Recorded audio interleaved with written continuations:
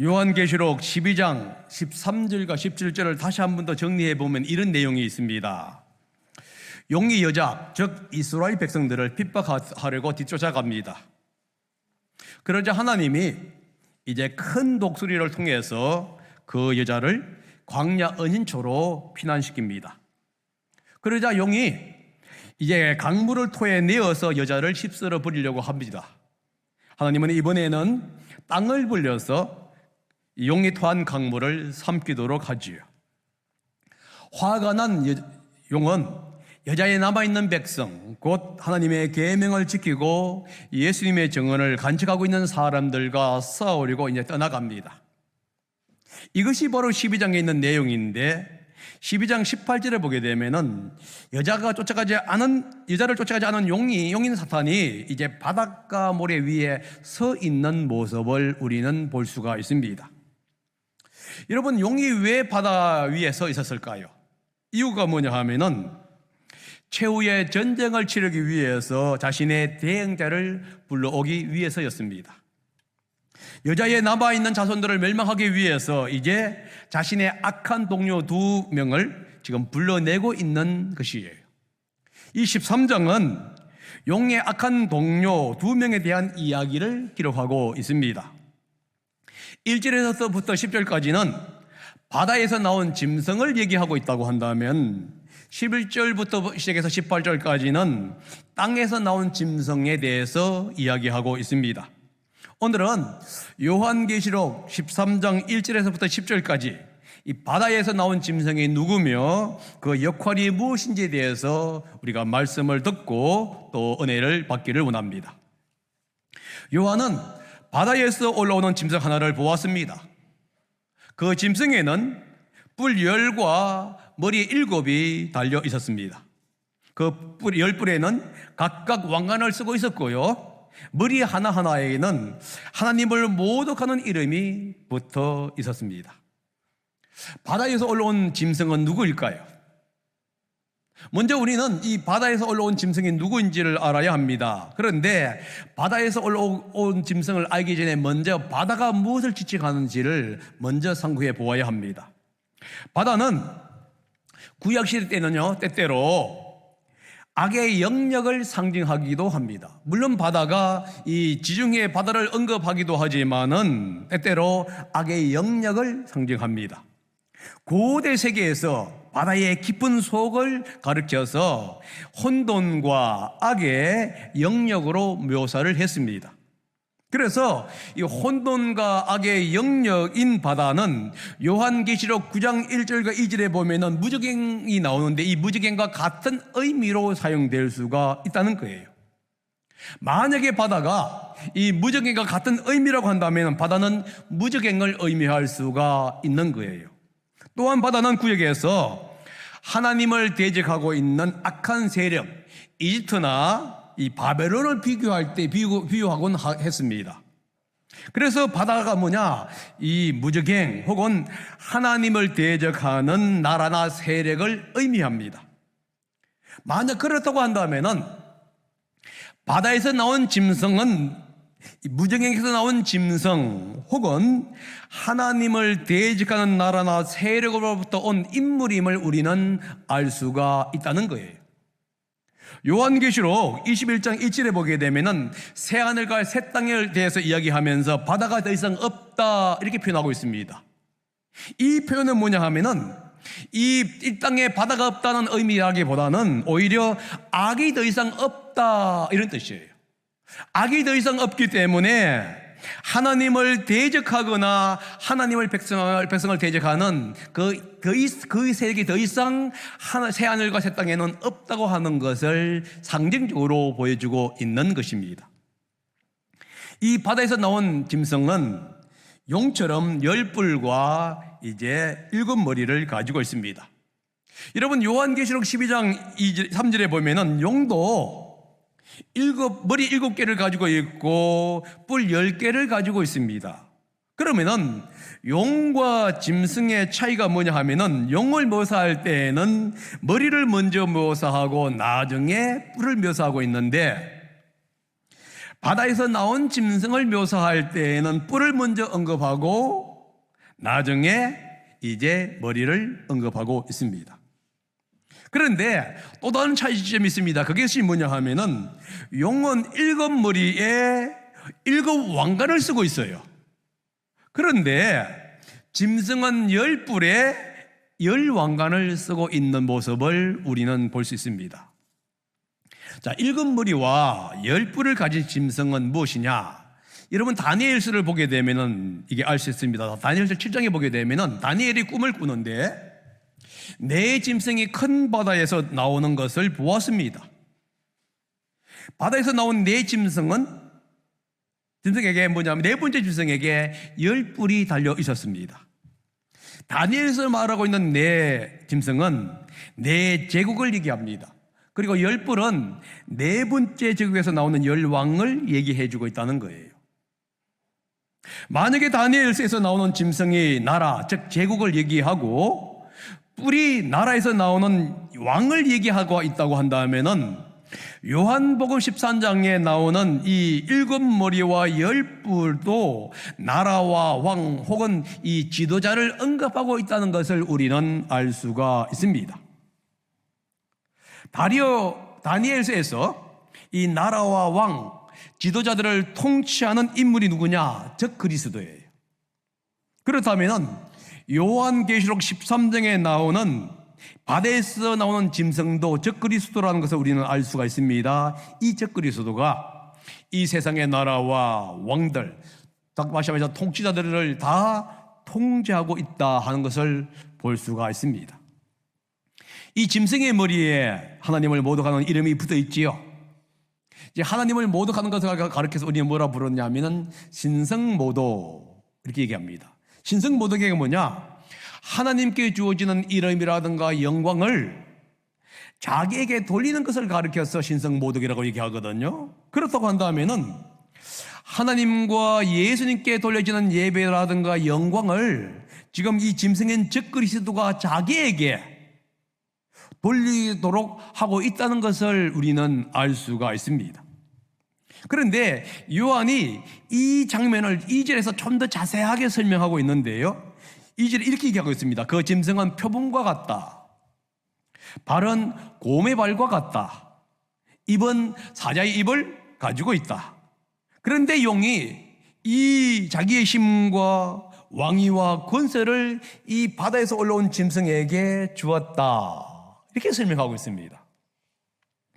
요한이 본 짐승은 어떤 짐승이 뭐였습니까? 표범, 곰, 사자의 모습을 가지고 있습니다. 여러분, 이 모습은 다니엘이 본 네 짐승의 모습과 유사합니다. 다니엘이 본 첫 번째 짐승은 뭐였냐 하면은 독수리 날개를 가지고 있는 사자였어요. 둘째 짐승은요, 갈빗대 3개를 물고 있는 곰과 같았습니다. 세 번째 짐승은요, 4개의 머리를 갖고 있는 표범처럼 생겼다, 이렇게 표현하고 있습니다.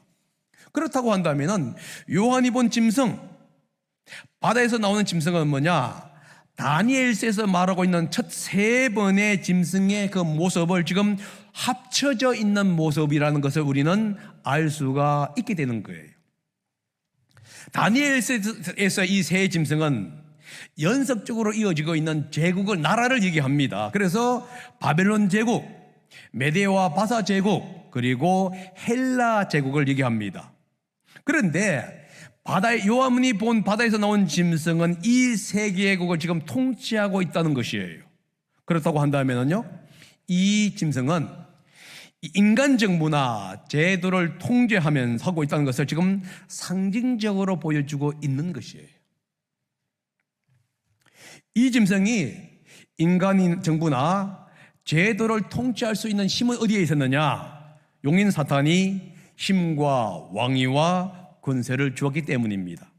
여기서 힘이라는 용어가 나오죠. 힘은 뭐냐 하면 어떤 사탄의 기적이라든가 이적을 행할 수 있는 어떤 능력을 얘기합니다.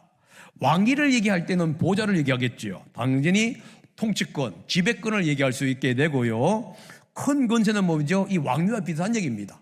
모든 세상을 주장할 수 있는 어떤 권세를 얘기할 수가 있다는 겁니다. 여러분, 지금 이 용이 짐승에게 이제 힘과 왕위와 권세를 주었습니다. 여러분, 이것을 보면 무엇과 비슷합니까? 우리 하나님께서 예수님에게 이 능력과 왕위와 권세를 준 모습과 비슷하지 않습니까? 만왕의 왕이시고 만주주이신 하나님께서 예수님에게 지금 모든 능력과 권세와 왕위를 주었습니다. 지금 용이 이것을 모방하고 있는 것이에요. 그러면서 자신이 자기의 쫄개인 적 그리스도에게 힘과 권세와 왕위를 줍니다. 그런데 여러분, 이 자세히 보게 되면 왕의 예수님의 통치와 짐승의 통치가 다르다는 것을 알 수 있어요.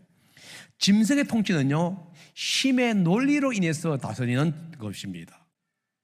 그래서 파괴적이고 위협적이에요. 반면에 예수 그리스도의 통치는 힘의 논리가 아닙니다. 사랑과 도덕적인 성품의 논리를 가지고 세상을 통치하는 거예요. 그래서 예수님 안에 있는 사람, 예수님의 통치를 받는 사람은 성품이 바뀔 수밖에 없는 거예요. 자비롭게 되고 온화한 성품으로 바뀔 수밖에 없습니다. 만약에 우리 그리스도인들이 예수님의 통치 아래 있다고 한다면 우리는 예수님을 따라가기 때문에 자연스럽게 자비롭고 온화한 성품으로 바뀌어야 한다는 거예요. 만약에 우리가 예수님의 통치 안에 있으면서도 이 적그리스도 안에 통치가 있는 것처럼 공격적이고 파괴적이고 위협적이라고 한다면 우리는 지금 뭔가가 잘못됐다는 것을 우리는 알 수가 있는 것이에요. 여러분, 절대 모방은요, 참된 것을 따라갈 수가 없습니다. 이 사탄은 하나님을 모방하고 이 적그리스도가 예수님을 모방하기 위해서 합니다. 그러나 결코 참 진리, 참된 것을 그들은 모방할 수가 없다는 것이에요. 이제 사탄의 힘과 능력으로 무장한 짐승은 거짓 부활로 사람들을 미혹하는데요, 3절과 4절에 있는 말씀이 바로 그 말씀입니다.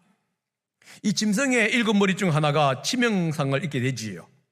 이 치명상을 입은 머리가 이제 기적적으로 낫게 됩니다. 그래서 죽을 수밖에 없는 짐승이 다시 살아난 것을 통해서 온 세상은 이제 놀라게 되고요, 이 짐승을 추종하게 됩니다. 그리고 이 짐승뿐만 아니라 짐승에게 권세를 준 용까지도 경배를 하고 있는 모습이지요. 여러분, 머리 7 중에서 하나가 치명상을 입었다 이렇게 얘기합니다. 여기서 치명상을 입었다는 용어가 죽임을 당한 것처럼 되었다는 용어예요. 여러분, 죽임을 당한 것처럼 되었다, 이 용어는 어디서 사용되었습니까? 요한계시록에 의하면 예수 그리스도에게 사용된 용어입니다. 5장 6절에 보게 되면 어린 양은 죽임을 당한 것과 같았습니다 했을 때에 죽임을 당했다는 표현이 바로 이 용어를 사용하고 있고요, 12절에 죽임을 당한 어린 양 할 때에 죽임을 당했다고 하는 용어도 바로 이 용어입니다. 여러분, 지금 짐승이 자신도 예수님처럼 죽었다가 살아난 것처럼 조장하고 있는 것이에요. 그런데 그가 죽었다가 살아난 것이 아니라 죽을 정도로 치명상을 입었다가 다시 병이 나와서 살아난 것이라는 거예요. 그것을 알 수 있는 것은 뭐냐 하면 그 뒤에 나오는 이 치명적인 상처가 나았다는 용어입니다. 이 상처가 나았다는 용어가 이 헬라어에 의하면 테레파페유세라고 하는 용어가 되어 있습니다. 이 용어가 무슨 뜻이냐면은 죽음에서 다시 살아난 것을 의미하는 용어가 아니에요. 이 용어는 어떤 용어냐면은 죽을 병이 걸렸는데 약이나 아니면 어떤 초자연적인 능력으로 치료받고 나은 것을 얘기할 때에 이 용어가 사용이 됩니다. 그러니까 짐승은 마치 자신이 예수님처럼 죽음에서 살아난 것처럼 지금 방송 매체를 통해서 조장하면서 사람들을 지금 미혹하고 있다는 것을 알 수가 있습니다. 이런 방송 매체로 조작하는 것은 쉽지 않습니까? 촬영한 후에 자기가 원한 것만 탁탁 골라가지고 내보내면 되는 것이에요. 이 미혹을 통해서 온 세상은 놀라게 되고요, 짐승을 따릅니다. 그리고 짐승을 이제 구세주 메시아처럼 경배하게 되는 겁니다. 뿐만 아니라 이 짐승에게 이제 능력을 준 사탄을 경배하게 되지요.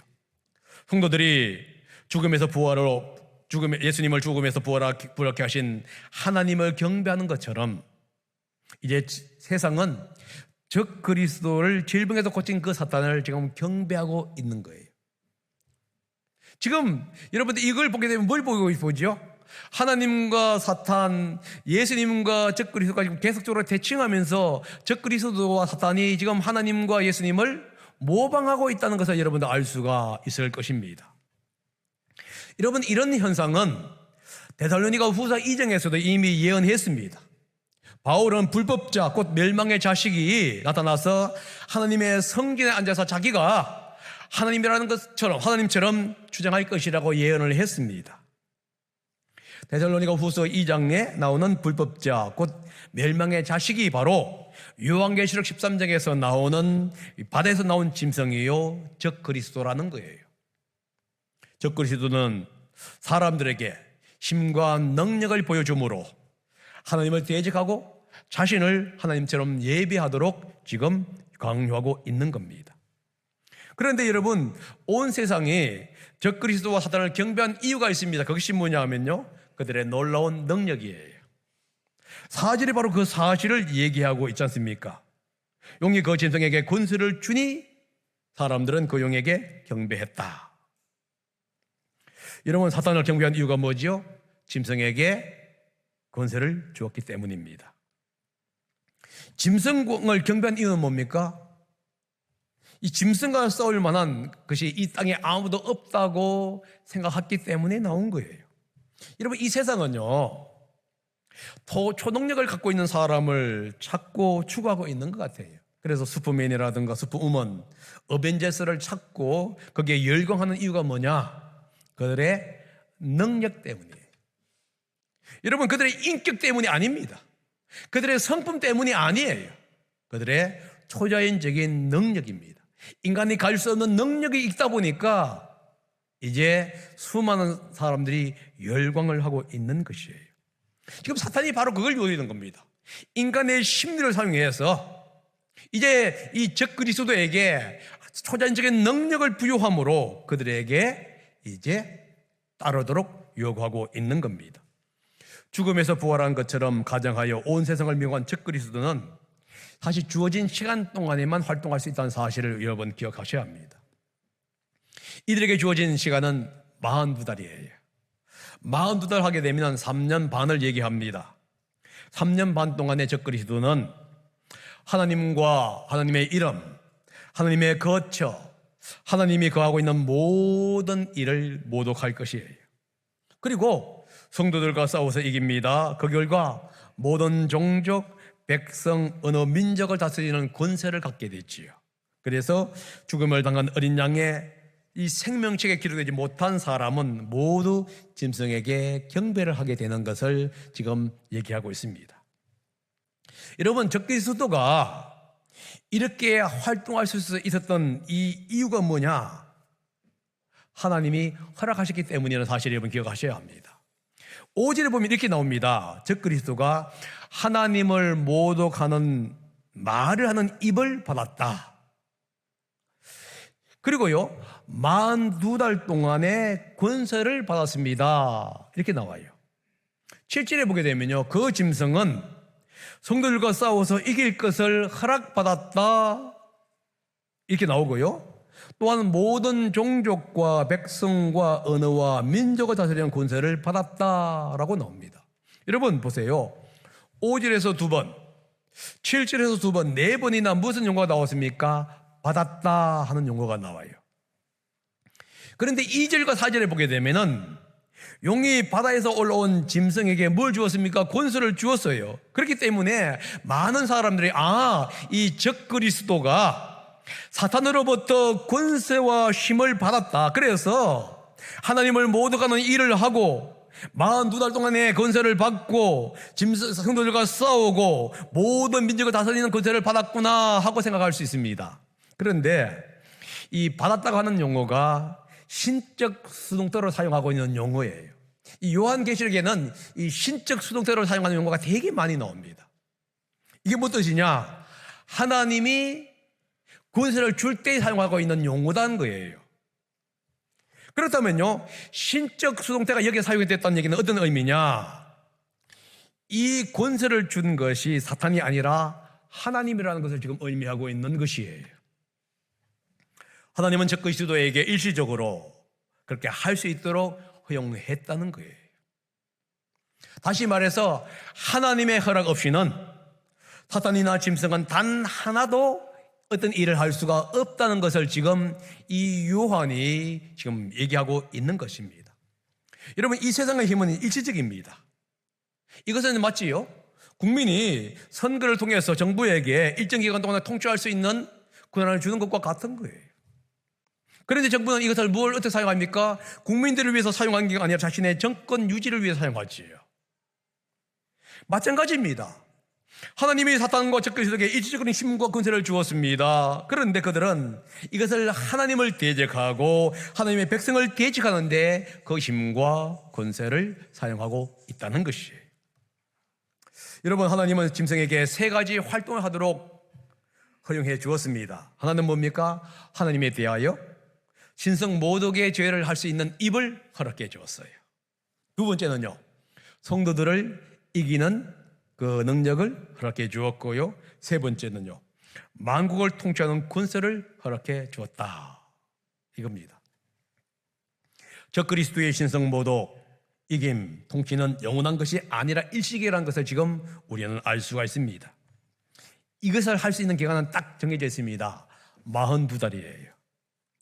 42달 동안은요, 마지막 대환란 기간 동안에 사탄이 이스라엘 백성들을 집중적으로 괴롭히는 기간입니다. 이 기간 동안에 사탄과 적그리스도는 자기 마음대로 할 수 있는데, 이 기간 동안에 이스라엘뿐만 아니라 하나님의 백성들을 지금 괴롭히고 있다는 사실을 우리는 알 수가 있습니다. 사랑하는 성도 여러분, 하나님의 능력은요, 사탄의 능력은 영원하지 않습니다. 사탄은 이미 패배자이기 때문에 그래요. 하나님의 허락 없이는 아무것도 할 수가 없는 존재입니다.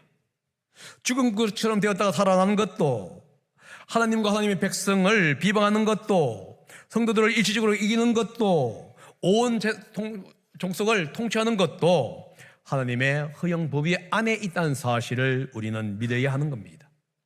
결국은 모든 것을 통치하시는 분은 지극히 높으신 하나님이라는 사실을 우리는 인식해야만 하는 거예요. 현실에는 사탄이 마음대로 할 수 있는 것처럼 보입니다. 그러나 실제 그렇지 않다는 거예요. 하나님의 허용 범위 안에서만이 사탄이 할 수 있는 겁니다. 여러분, 왜 성도들이 어려움을 당하느냐? 하나님이 허용을 했기 때문에 그런 거예요. 그래서 성경이 이렇게 얘기합니다. 모든 것이 합력해서 선을 이룬다. 그런데 거기에 주어가 뭐냐면 하나님으로 되어 있어요. 결국은 하나님이 이 모든 것을 허용했습니다. 무엇 때문이죠? 일시적으로 허락한 이유가 뭐냐? 하나님의 계획 속에서 모든 것을 협력해서 하나님이 원하시는 어떤 조각을 만들기 위해서 그렇게 한 것이라는 것을 성경은 말씀하고 있습니다. 사탄이 하나님의 허용 범위 안에서만이 가능하다는 것을 알 수 있는 대목이 나옵니다. 그게 어디냐면 8절이에요. 8절 한번 읽어봅니다. 시작. 그러므로 땅 위에 사는 사람 가운데에서 죽임을 당한 어린 양의 생명책에 창세로부터 이름이 기록되지 않은 사람은 모두 그에게 경배할 것입니다. 여기서 사탄을 경배하는 사람이 나오지요. 그 사람이 어떤 사람입니까? 생명책에 기록되지 못한 사람, 이렇게 나옵니다. 다시 말해서 예수 그리스도를 믿지 않는 사람들만 사탄과 적그리스도를 경배한다는 거예요. 그렇다고 한다면 이 8절은 어떤 의미가 있느냐? 사탄과 적그리스도가 일시간 힘을 가지고 성도들을 이기고 정복한다 할지라도 여전히 사탄을 경배하지 않는 어떤 그룹이 있다는 것을 지금 얘기해 주고 있는 겁니다. 그 그룹이 무엇이냐? 예수님을 믿고 생명책에 이름이 기록된 그룹들이에요. 예수 믿고 생명책에 기록된 사람들은 사탄과 적그리스도에게 경배하지 않습니다. 오히려 새 예루살렘에 들어가는 놀라운 특권을 가지고 있다, 이렇게 계시록은 얘기합니다. 그런데 여기서 문제가 하나가 생깁니다. 새 예루살렘에 들어가기 전에 생명책에 기록된 사람들은 사탄과 적그리스도에 의해서 고난과 핍박을 경험해야 한다는 거예요. 어디서 그 얘기 나오죠? 9절과 10절입니다. 다 같이 한번 읽어봅니다. 시작. 귀에 있는 사람은 들으십시오. 사로잡혀가기로 되어 있는 사람이면 사로잡혀갈 것이요, 칼에 맞아서 죽임을 당하기로 되어 있는 사람이면 칼에 맞아서 죽임을 당할 것이다. 여기에 성도들의 인내와 믿음이 필요합니다. 여러분, 귀에 있는 사람은 들으십시오. 어디서 많이 듣던 이름이 아닙니까? 영어 아니에요? 어디서 많이 나오죠? 7 교회에 보낸 편지에서 얘기했습니다. 들을 게 있는 사람은 들으십시오 하면서 7 교회에게 계속적으로 얘기하는 얘기가 뭐냐면, 귀 있는 사람은 들어라, 이런 얘기예요. 그런데 오늘 본문에 뭘 얘기하고 있느냐? 귀 있는 사람은 들어라는 겁니다. 어떤 귀? 잡혀가기로 된 사람은 사로잡혀가고, 칼에 맞아 죽임을 당한 사람은 죽을 그것을 기억해라, 이거예요. 다시 말해서 예수님을 믿는 사람들, 생명책에 이름이 기록된 사람들은 적 그리스도를 따르지 않는 대가, 값을 지불하게 된다, 요 얘기를 하고 있는 거예요. 하나님과 어린 양에게 충성을 다하는 사람들은 그 값을 치르게 되어 있어요. 왜냐하면 하나님의 주권적인 계획 안에서 하나님은 사탄과 짐승에게 이 세상, 특히 믿지 않는 사람들을 통치할 수 있는 권한을 주었고요, 제한된 기간 속에서 하나님을 핍박할 수 있는 권세를 짐승에게 허용했기 때문에 그래요. 그래서 그리스도께 충성을 한다면요, 핍박뿐만 아니라 심지어 죽음까지도, 순교까지도 당할 수밖에 없게 되는 겁니다. 여기서 사로잡혀 가는 것 하는 것은 핍박을 얘기하는 것이고요, 칼에 맞아 죽임을 당하는 것, 이것은 순교를 얘기합니다. 마지막 미에 힘든 사람들은, 성도들은 이 믿음 때문에, 신앙의 절개 때문에 극심한 핍박과 심지어 순교를 경험할 수밖에 없게 된다는 것을 지금 이 말씀이 얘기합니다. 그래서 성도에게 필요한 게 뭐냐? 인내와 믿음이에요. 인내와 믿음입니다. 성도들은 인내하고 믿음을 지켜야 하는 겁니다.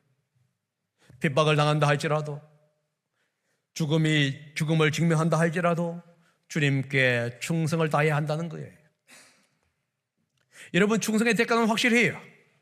가치가 있습니다. 승리는 보장되어 있습니다. 그러나 그것은 여전히 3년 반 후의 이야기예요. 여러분, 여기서 우리가 볼 수 있는 게 무엇이지요? 사탄의 마지막 시대가 온다는 거예요. 이 마지막 시대가 오게 되면 사탄은 발악을 하게 되는 겁니다. 무자비하게 핍박을 하게 되고요, 자신을 따르지 않는 사람들은 핍박하면서 계속적으로 자신을 따르도록 요구하고 있다는 거예요. 자신이 하나님의 삼위일체를 모방해서 자기 자신을 거짓 삼위일체를 내세웁니다.